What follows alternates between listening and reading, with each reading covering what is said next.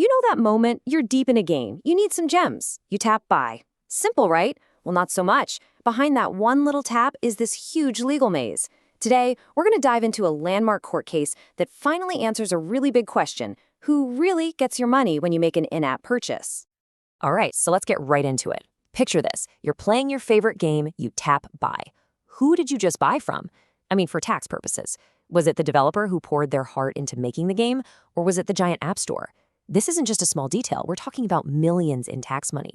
And for a long, long time, nobody was totally sure.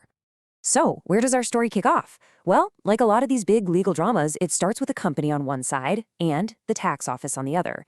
Let's introduce the two main players in this showdown. Okay, so in one corner, we've got Xyrality GmbH, a game developer out of Germany. And in the other corner, the German tax office. And the whole fight is about sales they made between 2012 and 2014 through one of the big app stores, which, and this is important, was based in Ireland at the time. And believe me, these two were on completely different planets. Xyrality was basically saying, hey, the App Store is the seller. They handle the money, the pop-ups, everything. We just provide a service to them over in Ireland. But the German tax office, they shot right back, saying, nope, you, the developer, are the ones selling to the customer. So you owe us German VAT. And if you look at the customer journey, you can see why everyone was so confused. I mean, think about it. You're in the app, you hit buy, a pop-up appears. It's all App Store branding. You pay through their system. It feels, for all the world, like you're buying from the App Store. But then you get that email receipt, and suddenly it says you bought from Xyrality, the developer. And it's even got German VAT on it. So what gives? Who's the real seller here? Okay, to untangle this mess, the courts had to pull out this really powerful and honestly kind of weird tool from European tax law. It's a concept that basically creates a whole new reality just for tax purposes.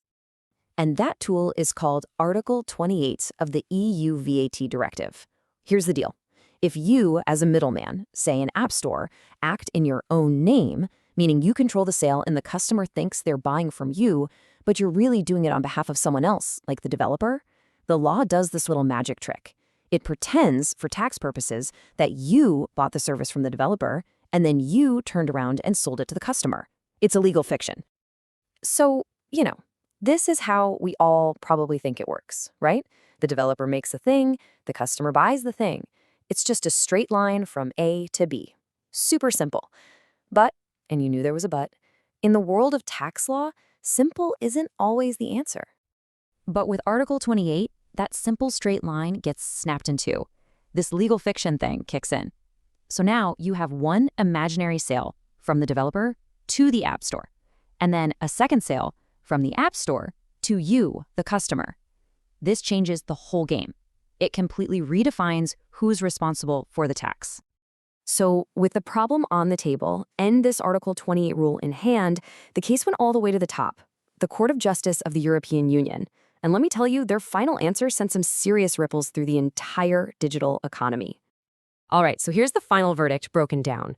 First question, who's the supplier? The court said the App Store is the supplier. Why? Because it controls the sale. That email receipt that comes later, the court said, too late. The sale's already done. That email can't change reality. Second, what about the developer? Well, their service is a B2B or business-to-business transaction to the App Store in Ireland. And third, does the developer owe that German VAT because of the email? The court said no, mainly because end customers like you and me can't claim VAT deductions anyway, so there's really no harm to the tax system. Look, if there's one core idea to take away from all this, it's this. It all comes down to who has the power during the sale, not what's on a receipt you get afterwards. Who's really in the driver's seat when the transaction happens? That's what matters. Okay, so a German game developer won a tax case. Big deal, right?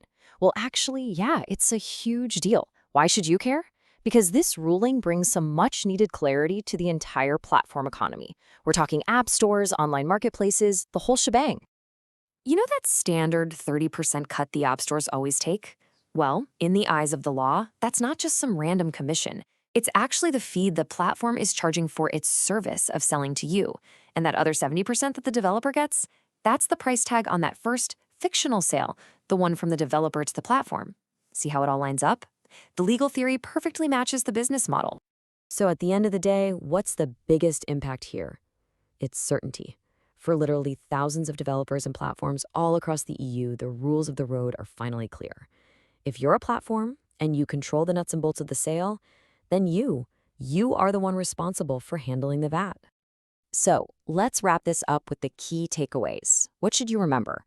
Number 1, responsibility follows control, not paperwork. Number 2, the customer's experience during the actual sale is what counts, not an email that shows up later.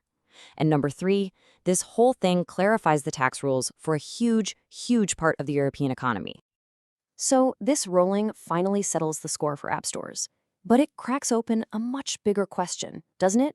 As these platforms get more and more woven into everything we do, ordering food, grabbing a ride, you name it, are we heading towards a future where, in the eyes of the law, the platform is just always the seller? That's the big thought to chew on.